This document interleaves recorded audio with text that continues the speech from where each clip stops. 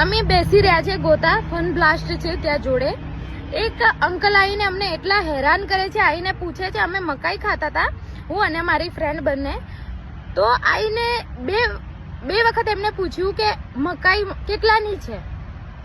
અમને કીધું અમે અહીંયા મકાઈ વેચવા વાળા લાગીએ છીએ, અમે અહીંયા મકાઈ નથી વેચતા, મકાઈ આગળ વેચે છે, તમે ત્યાં જઈને પૂછો.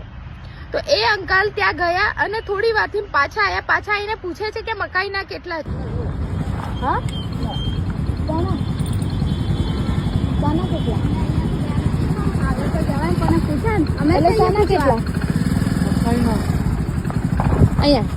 તને અહીંયા મકાઈ વેચતા દેખાય છે?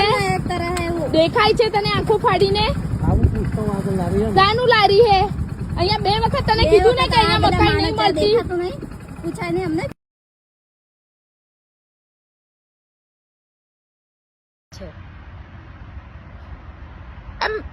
અમદાવાદમાં બી અમે સેફ નથી. આટલા પૂરા કપડા પહેરેલા છે, એમાં બી છોકરીઓને હેરાન કરવાનું.